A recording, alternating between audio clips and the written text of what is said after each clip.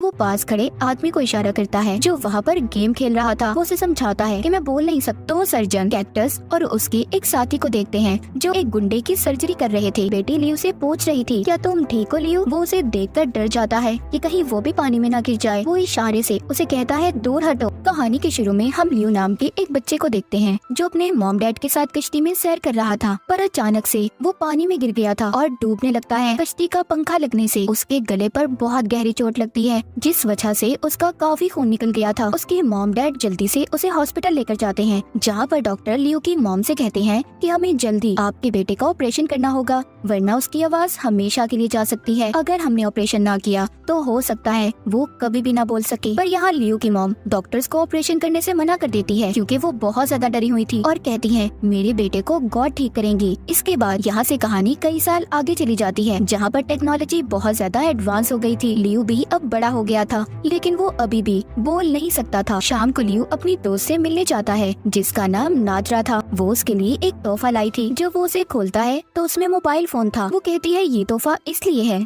ताकि हम दोनों मैसेज पर एक दूसरे से बात कर सके क्योंकि लियो बोल तो नहीं सकता था। इतनी टेक्नोलॉजी के दौर में भी लियो इन चीजों से बहुत दूर था। उसको मोबाइल फोन भी सही तरह से चलाना नहीं आता था। उसकी दोस्त नादरा उसको फोन भी चलाना सिखाती है। ये दोनों एक क्लब में जाते हैं। दोनों यहीं पर नौकरी किया करते थे। लियो यहाँ पर बारटेंडर था तो वहीं पर नादरा वेट्रेस की जॉब करती थी। वहीं पर दो आदमी नादरा को छेड़ने लगते हैं। वो गलत तरीके से उससे बात कर रहे थे। ये बात वहाँ पर खड़ा नादरा का एक दोस्त भी देख रहा था। वो उसे बाहर लेकर चला जाता है और पूछता है क्या तुमने पैसों का इंतजाम किया? वो कहती है नहीं अभी तक तो नहीं और ना ही लियो को मैंने अपनी पुरानी जिंदगी के बारे में बताया है। ये सब बातें करके वो दोनों दोबारा से क्लब में जाते हैं और नादरा अपना काम फिर से शुरू कर देती है। लेकिन फिर से वही दो आदमी आकर दोबारा से उसके साथ बदतमीजी करने लगते हैं। इस बार उन दोनों को लियो ने देख लिया था। वो उनमें से एक आदमी को बाथरूम में ले जाकर मारने लगता है। नादरा लियो को समझाती है तुम्हारे गुस्से की वजह से हमारी जॉब जा सकती है। इसके बाद बार के गार्ड्स ने भी उन दो आदमियों को निकाल दिया था। अब तभी नादरा को एक आदमी की कॉल आती है जो उसको एक जगह का एड्रेस बता रहा था। जब वो उसको अपने हाथ पर लिखने लगी थी पर तभी लियो उसे अपनी छोटी सी डायरी देता है। नादरा उसी पर उस जगह का पता लिखती है। लियो अपने घर जब रात को सो रहा था तो उसे बाहर से किसी के रोने की आवाज आती है। जब ये जाकर देखता है तो बाहर नादरा थी जो जमीन पर बैठी रो रही थी। वो कहती है लियो मैंने तुम्हें कुछ बताना है जो बहुत जरूरी है। तभी लियो अपनी छोटी सी डायरी में उसे लिखकर बताता है कि तुमसे ज्यादा मेरी जिंदगी में जरूरी कुछ भी नहीं। वो कहती है लियो तुम मेरे बारे में कुछ भी नहीं जानते और ये कहकर वहाँ से जाने लगी थी। दूसरी तरफ दो सर्जन कैक्टस और उसके एक साथी को देखते हैं जो वहाँ पर एक गुंडे की सर्जरी कर रहे थे जिसको 5 गोलियां लगी थी। दरअसल वो एक बड़े आदमी के लिए ब्लैक मार्केट में काम किया करते थे जिसका एक बहुत बड़ा हैकिंग का डिपार्टमेंट था।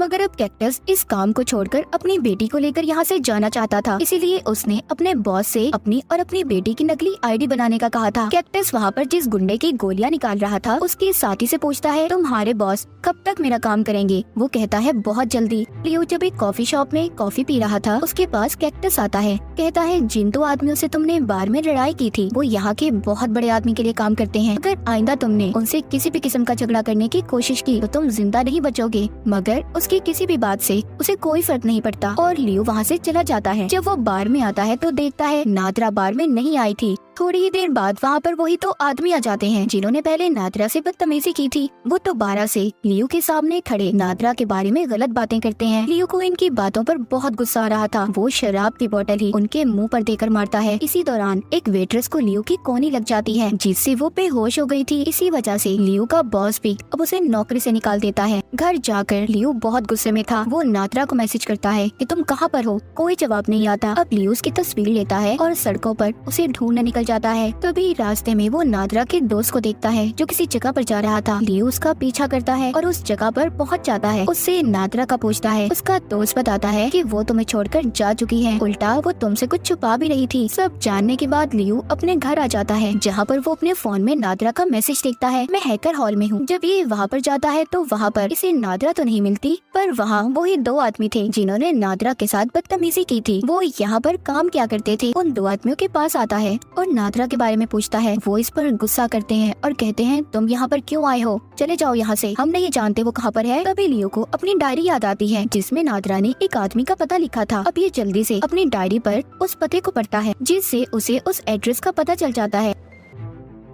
ये जल्दी से वहाँ पर पहुँचता है। जब ये जाकर दरवाजे की बेल बजाता है तो एक आदमी दरवाजा खोलता है जिसका हुलिया थोड़ा अजीब था। लियो जाते ही उसके घर में बहुत सारी लड़कियों की तस्वीरों को देखता है जो दीवार पर लगी हुई थी। वो आदमी कहता है ये सभी वो लड़कियां हैं जो मेरे साथ अब तक रह चुकी हैं। तभी लियो एक तस्वीर देखता है जिस पर नादरा लिखा हुआ था। वो आदमी कहता है ओ अच्छा ये लड़की, इसके साथ भी मैं रहा हूँ। वो आदमी ये समझ रहा था कि इसके पास लियो पैसे लेने आया है और इसको उसी आदमी ने भेजा है जो इसके पास लड़कियां भेजा करता था। इस आदमी की बात पर बहुत गुस्सा आता है जब ये नादरा के बारे में ऐसी बातें कर रहा था, इसलिए ये वही पैसे इसके मुंह में डालकर इसे बहुत मारता है। अब ये होटल में उसी आदमी के पास आया था जिसने नादरा को उस जगह पर भेजा था। वो उस आदमी से पूछता है नादरा कहाँ पर है? वो कहता है मैं नहीं जानता। तभी लियो उस आदमी को अपनी डायरी पर लिखकर बताता है क्या तुम्हारे बॉस को पता है तुम उनकी वेट्रेस को गलत इस्तेमाल करके पैसे कमाते हो? उसको नादरा की तस्वीर भी दिखाता है जो उसे उस आदमी के घर से मिली थी। अब वो आदमी डर गया था। वो वहाँ पर बैठे गार्ड से कहता है कि इस आदमी को बाहर निकालो, ये मुझे कब से तंग कर रहा है। और अब भी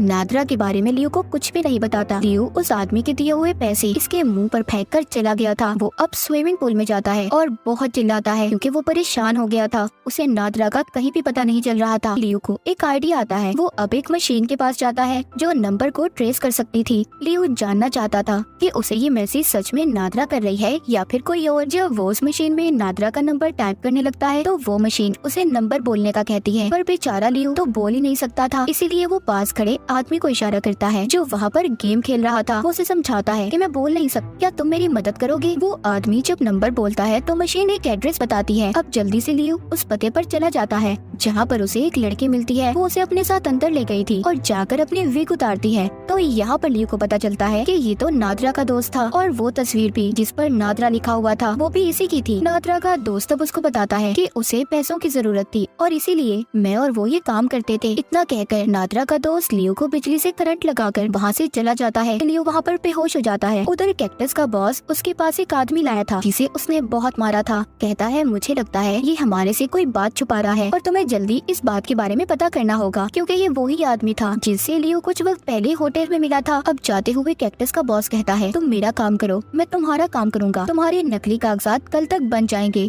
और यहाँ पर हमें पता चलता है कैक्टस सर्जन होने के साथ साथ बहुत ही खतरनाक गुंडा भी था। वो अपने बॉस के जाते ही उस आदमी को टॉर्चर करने लगता है, उसे बहुत मारता है। उधर दूसरी तरफ लियो को नादरा की मॉम का पता एक किताब से मिल गया था जिस पर नंबरों के साथ साथ एड्रेस भी लिखे हुए थे। ये उनके घर जाता है जहाँ पर नादरा की मॉम को उसकी और अपनी वीडियो दिखाता है। वो उस वीडियो को देखकर बहुत ज्यादा दुखी हो गई थी। कहती है मेरी बेटी नादरा ने तुम्हारे बारे में मुझे बताया था। यहाँ पर नादरा की मॉम लियो को एक बात बताती है कि नादरा शादीशुदा थी और उसकी बेटी भी थी। उसका हस्बैंड कैक्टस है। कैक्टस बुरे कामों में पड़ चुका था, इसीलिए वो नादरा को बहुत मारता था और वो अपनी बेटी को लेकर ये शहर छोड़कर किसी दूसरे शहर जाना चाहती थी जहाँ पर जाकर वो सुकून से रह सके, इसीलिए वो पैसे कमा रही थी। ये सब बातें सुनकर लियो को अब कैक्टस पर शक हो रहा था। वो सोचता है नादरा को गायब करने के पीछे जरूर उसी का हाथ होगा। अब यहाँ पर हमें कुछ पुराना वक्त दिखाया जाता है जब कैक्टस ने नादरा को अगवा किया था। हम देखते हैं जब लियो के घर नादरा आई थी उस वक्त वहाँ पर कैक्टस भी छुपा हुआ था। वो लियो के घर आकर उन दोनों के चाय में बेहोशी की दवा मिला देता है और जब वो चाय पीकर बेहोश हो गए थे तो लियो नादरा को उठाकर अपनी गाड़ी में ले आया था। अब कहानी दोबारा से प्रेजेंट मौजूदा दौर में आती है जब कैक्टस बैठा अपने साथी के साथ पार्टी कर रहा था। तभी उसका साथी उसे जाते हुए बताता है कि मैं ही लियो को नादरा बनकर बहुत से मैसेज कर रहा था, यानी कि लियो को जो मैसेज आ रहे थे वो भी कैक्टस का साथी ही कर रहा था। ये बात सुनकर कैक्टस को गुस्सा आ जाता है क्योंकि उसने इस बारे में कुछ भी नहीं बताया था इसे। वो वहीं से गुजरता हुआ किसी दुकान से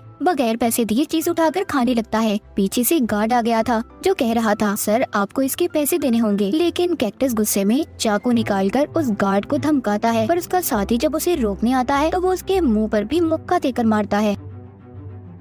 उधर लियो जब अपने घर में था वो नादरा के नंबर पर मैसेज करके पूछता है कि कैक्टस मुझे कहाँ पर मिलेगा। उसका जवाब आता है वहीं पर जहाँ तुम पहले काम करते थे, मतलब बार में। लियो के मैसेजेस का जवाब कैक्टस का साथी ही दे रहा था। ये बहुत बड़ा लकड़ी का डंडा लेकर बाहर में जाता है जहाँ पर ये पहले बाहर खड़े गार्ड्स को मारता है, फिर अंदर जाकर सभी लोगों को और आखिर में बॉस के सिर में एक पुतला उठाकर जोर से मारता है जिससे वो घायल हो गया था। लियो यहाँ से कैक्टस की सारी आईडीज और पेपर्स लेकर चला गया था। उधर दूसरी तरफ कैक्टस भी अपनी बेटी को लेकर बार में आ रहा था क्योंकि उसने अपने नकली पेपर्स लेने थे। जब वो वहाँ पर आकर देखता है तो परेशान हो जाता है क्योंकि सारे लोग जख्मी थे। जब ये अपने बॉस के पास जाता है तो वो जख्मी हालत में बताता है यहाँ पर लियो आया था, उसने ही सभी का ये हाल किया है। अब ये जल्दी से अपने घर की तरफ जाता है क्योंकि वो जानता था कि उन पेपर से लियो को उसके घर का पता चल गया होगा। जाते हुए ये अपने साथी को भी कॉल कर देता है कि वो जल्दी से इसके घर पर पहुँचे। उधर दूसरी तरफ लियो कैक्टस के घर पहुँचकर बेसमेंट में जाता है जहाँ पर पहले वो उस आदमी को आजाद करता है जिसको कैक्टस ने अपने बॉस के कहने पर कैद किया हुआ था। इधर कैक्टस भी अपने घर पहुँच जाता है जहाँ पर पहुँचकर वो पहले अपनी बेटी को एक कमरे में छुपने का कहता है और बाहर से दरवाजे को बंद कर देता है। फिर अपना तेज धार चाकू निकालकर बेसमेंट में जाता है। उधर अंदर बेसमेंट में लियो एक लकड़ी के दरवाजे के पास पहुँचता है जो बंद था। कैक्टस आकर सबसे पहले उस आदमी को मारता है जिसको लियो ने आजाद किया था। वो लियो के पास आता है और अपने गले से चाबी निकालकर उसकी तरफ फेंकता है जो उसी लकड़ी के दरवाजे की थी। वो कहता है जाओ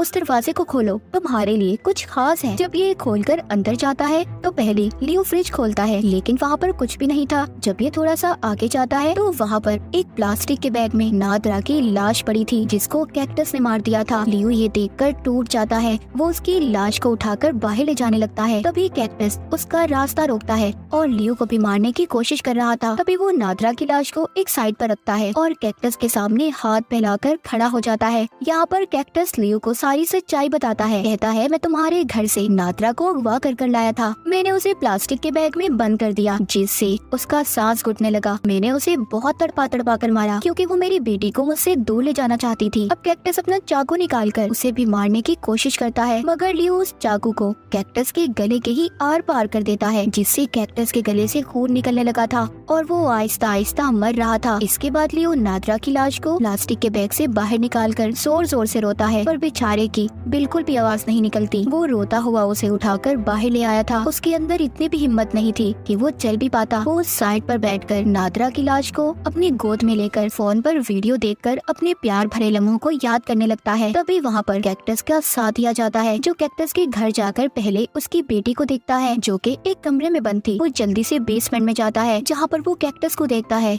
जो मर रहा था लेकिन ये उसकी मदद करने की बजाय उल्टा उसे कहता है तुमने मुझे बहुत मायूस किया है, हमेशा मेरी बेइज्जती की है, बदला लेने का वक्त आ चुका है। इसकी बेटी को भी ले जाता है। कैक्टस ये सब स्क्रीन में कैमरे की मदद से देख पा रहा था। वो जान चुका था कि वो उसकी बेटी के साथ अच्छा नहीं करेगा। ये देखकर वो मर गया था। इसके बाद वो जाकर लियो को भी बेहोश कर देता है और उसे अपने क्लिनिक में ले जाकर उसके गले का ऑपरेशन करता है। उसमें एक वॉइस बॉक्स डाल देता है। अगली सुबह वो लियो को गाड़ी में एक पुल पर ले जाता है जहाँ पर उसके साथ कैक्टस की बेटी भी थी। वो उसको गाड़ी से निकालकर पहले बेंच पर बिठाता है फिर उस पुल पर लगा जंगला खोल देता है। वो उसकी आवाज में लियो से सॉरी सुनना चाहता था। वो बार बार लियो से कहता है सॉरी बोलो, तुमने मेरे दोस्त कैक्टस को मारा है। पर लियो यहाँ पर कैक्टस के साथी को कस के पकड़ लेता है और पानी में छलांग लगा देता है और उसे तब तक पकड़ कर रखता है जब तक वो मर नहीं जाता। फिर लियो पानी के ऊपर आता है जहाँ पर पुल पर बैठी कैक्टस की बेटी लियो से पूछ रही थी क्या तुम ठीक हो लियो। वो उसे देखकर डर जाता है कि कहीं वो भी पानी में ना गिर जाए। वो इशारे से उसे कहता है दूर हटो पर वो नहीं हटती। अब लियो